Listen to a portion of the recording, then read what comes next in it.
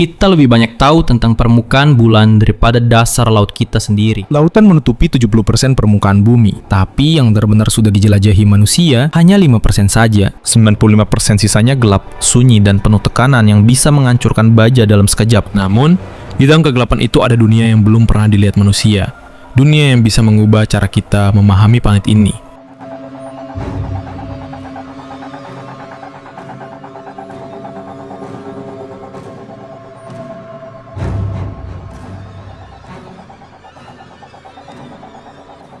Rata-rata kedalaman laut adalah 3.682 meter, tapi titik terdalam Challenger Deep di Palang Mariana mencapai hampir 11 km. Itu lebih dalam dari Gunung Everest yang menjulang di daratan. Di kedalaman ini, tekanan air mencapai 1000 kali lipat dari tekanan udara di permukaan. Tanpa teknologi canggih, tubuh manusia tak akan bertahan 1 detik pun. Laut dalam bukan hanya tempat paling mematikan di bumi, tapi juga yang paling sulit dijangkau. Itulah alasan kenapa 95% lautan masih jadi misteri.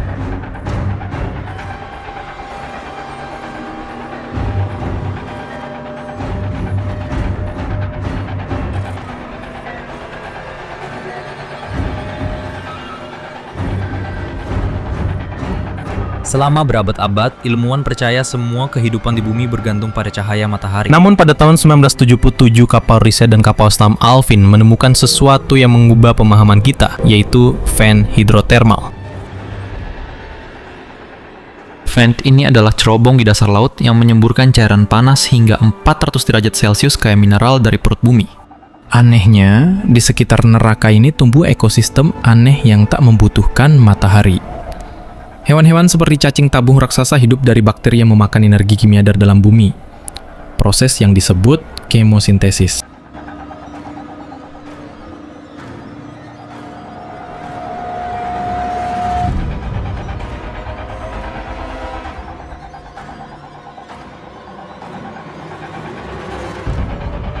Makhluk-makhluk di kedalaman ini begitu asing, seolah bukan berasal dari bumi, padahal mereka hidup tepat di bawah kita.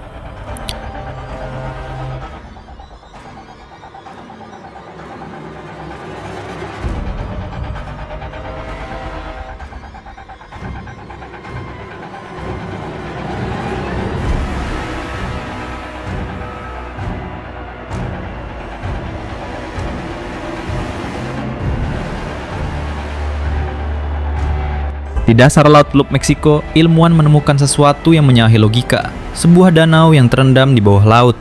Fenomena ini disebut brine pool, kolam air super asin dengan kadar garam 5 kali lebih tinggi dari laut biasa.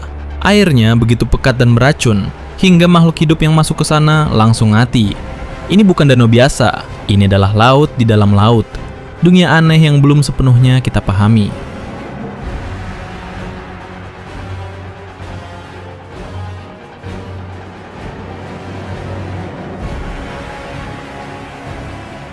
Meski hidup dalam kegelapan abadi, laut dalam bukanlah tempat yang sunyi dan kosong. Sekitar 75% makhluk laut dalam mampu menghasilkan cahaya sendiri. Fenomena ini disebut bioluminesensi. Cahaya ini digunakan untuk berkomunikasi, berburu, bersembunyi, hingga memikat mangsa. Dari ubur-ubur transparan hingga ikan lentera yang berkilau. Laut dalam adalah dunia lampu-lampu hidup yang tak ada tandingannya di daratan.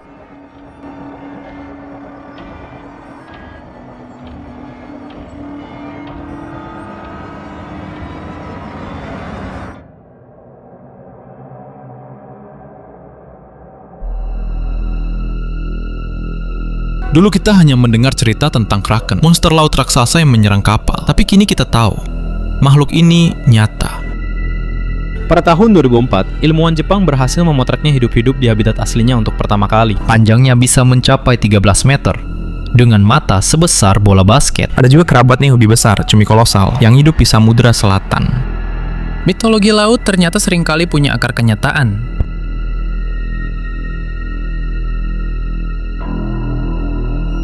Tahun 1997, Sensor bawah laut NOAA mendeteksi suara super keras yang terdengar dari ribuan kilometer yang dinamakan The Bloop.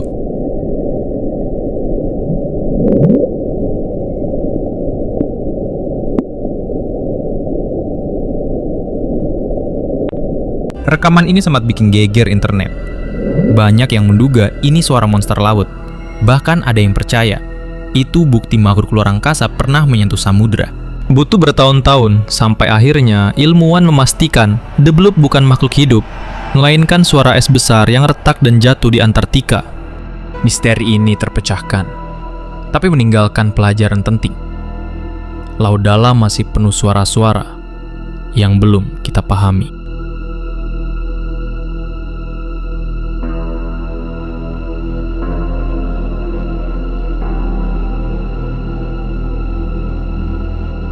Laut dalam juga menyimpan sejarah manusia. Reruntuhan kapal Titanic misalnya, terbaring 3,8 km di dasar Atlantik Utara. Rantai besi yang berkarat, kabin yang sunyi, semuanya menjadi museum yang tak menerima pengunjung. Lautan menyimpan rahasia peradaban kita untuk selama-lamanya.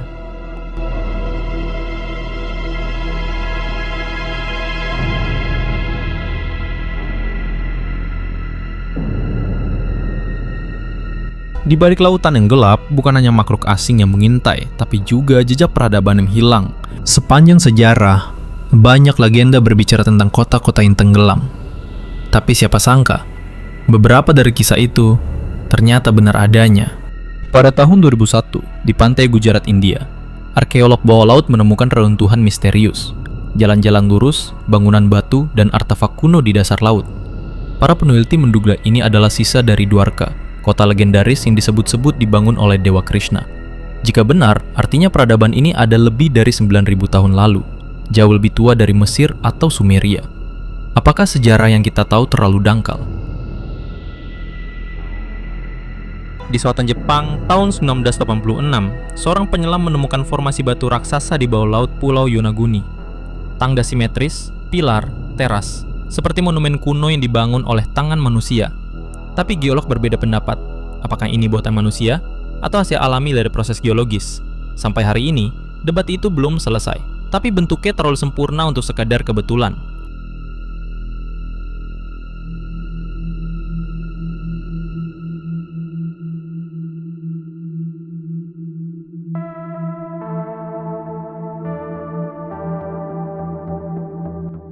Bayangkan sebuah gunung yang begitu besar, tetapi tak terlihat mata manusia. Tak menjulang ke langit, tapi justru bersembunyi jauh di bawah permukaan laut. Mengendap dalam diam, hingga suatu hari ia meledak. Gunung api bawah laut atau submarine volcano bukan sekadar fenomena geologi. Mereka adalah monster tersembunyi di dunia sunyi, menciptakan kehidupan sekaligus membawa kehancuran. Sekitar 75% dari aktivitas vulkanik bumi terjadi di bawah laut. Jumlah ini mengejutkan banyak orang, karena selama ini kita mengira gunung berapi hanya ada di daratan. Tapi faktanya, ribuan gunung api tersebar di dasar lautan. Beberapa di antaranya masih aktif, bahkan beberapa belum pernah terdeteksi secara langsung. Salah satu letusan paling terkenal dari gunung api bawah laut terjadi tahun 2022, ketika gunung Hunga-Tonga-Hungaha Apai di Pasifik Selatan meletus dahsyat. Meskipun sebagian berada di atas permukaan laut, sebagian besar tubuhnya tersembunyi di dasar laut. Letusan itu memicu gelombang kejut yang mengelilingi dunia, bukan hanya sekali, tapi beberapa kali. Bahkan terdengar hingga Alaska, ribuan kilometer jauhnya. Guncangannya memicu tsunami yang menyapu wilayah Tonga dan mengganggu koneksi internet bawah laut.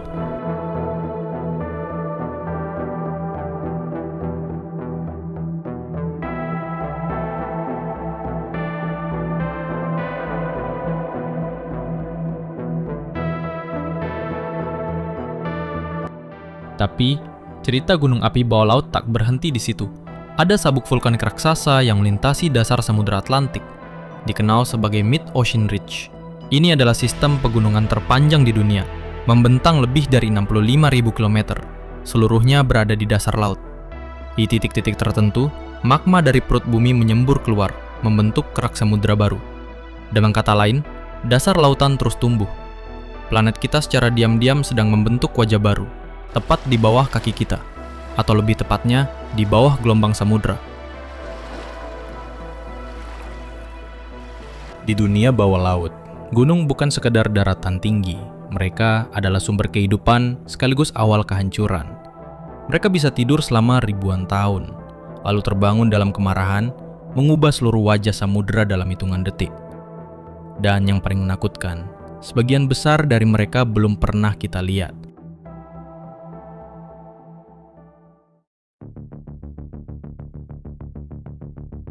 Bayangkan sebuah malam di tengah samudera. Langit kelam, angin menggigit, dan kabut tebal menelan pandangan sejauh mata memandang. Di kejauhan, samar-samar terdengar derit kayu, seperti kapal tual yang melawan ombak. Namun, tidak ada layar putih atau lampu navigasi.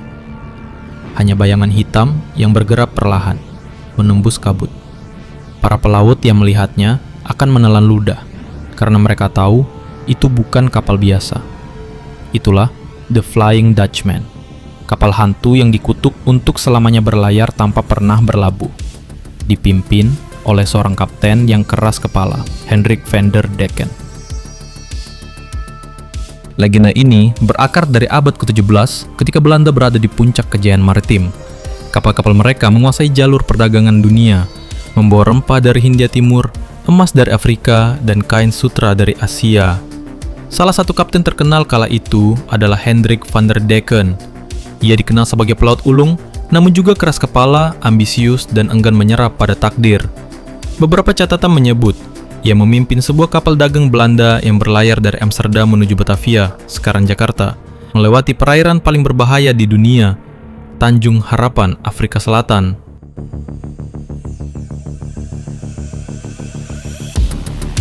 Saat kapal Van der Decken mencapai Tanjung Harapan, badai besar menghadang. Gelombang setinggi rumah menghantam dek, angin memukul layar, dan hujan turun bagai cambuk es. Para awak memohon agar kapten memutar haluan dan mencari pelabuhan aman. Namun Van der Decken menolak. Dengan tatapan membara, ia berkata, "Aku akan berlayar melewati badai ini, meski harus sampai hari kiamat." Kata-kata itu, dalam legenda, menjadi awal kutukannya. Badai itu bukan badai biasa. Beberapa versi cerita menyebut itu adalah ujian dari Tuhan atau roh laut. Karena kesombongannya, Van der Decken dan seluruh kapalnya dikutuk untuk berlayar selamanya. Tidak pernah mencapai pelabuhan, tidak pernah menemukan rumah.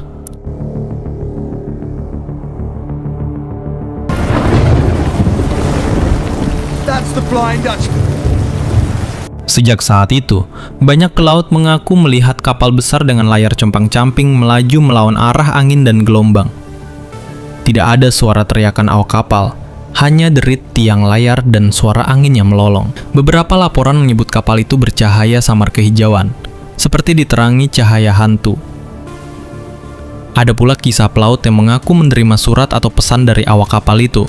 Surat yang ketika dibawa ke daratan membuat semua yang menyentuhnya jatuh sakit atau meninggal. Legenda Flying Dutchman tidak hanya hidup di cerita rakyat, tapi juga muncul di catatan sejarah. Tahun 1881, kapal perang Inggris HMS Bacchante melaporkan melihat kapal hantu ini. Yang mencatat penampakan itu bukan orang biasa, melainkan Pangeran George, yang kelak menjadi Raja George V Inggris. Ia menulis, kapal tersebut melaju melawan arah angin, lalu menghilang begitu saja di tengah kabut. Ironisnya, pelaut pertama yang melaporkan kapal itu ditemukan meninggal keesokan harinya. Banyak yang mencoba menjelaskan fenomena ini secara ilmiah. Salah satunya adalah fatamorgana laut, fenomena optik yang membuat kapal di kejauhan terlihat melayang di udara atau bercahaya aneh. Fatamorgana ini terjadi karena perbedaan suhu udara di atas permukaan laut, membelokkan cahaya dari kapal nyata yang berada jauh di balik cakrawala. Namun, fatamorgana tidak bisa menjelaskan semua detail, seperti kapal yang bergerak melawan angin kencang atau menghilang dalam sekejap tanpa jejak. Bagi sebagian orang, legenda Van der Decken adalah peringatan bahwa kesombongan dan keras kepala bisa membawa kehancuran. Kapal ini menjadi simbol jiwa-jiwa yang terjebak di antara hidup dan mati, terombang-ambing di samudera tanpa tujuan. Para pelaut kuno percaya, melihat kapal ini adalah pertanda buruk, badai besar, kecelakaan laut, atau bahkan kematian. Kisah Flying Dutchman terus hidup hingga kini. Der Luge Sanabar ke-19, opera terkenal karya Richard Wagner, hingga film bajak laut Hollywood. Namun, di balik semua hiburan itu, ada satu pertanyaan yang masih menggantung di udara. Apakah kapal Vanderdecken benar-benar ada, ataukah ia hanya bayangan dari rasa takut manusia terhadap samudra? Di tengah lautan luas, di malam paling gelap, siapa yang bisa memastikan apa yang nyata dan apa yang ilusi? Samudra menyimpan rahasia yang tak terhitung. Dan mungkin, di suatu tempat jauh di luar sana, Vanderdecken masih berlayar, menantang badai, menunggu pelaut berikutnya yang cukup sial untuk melihatnya.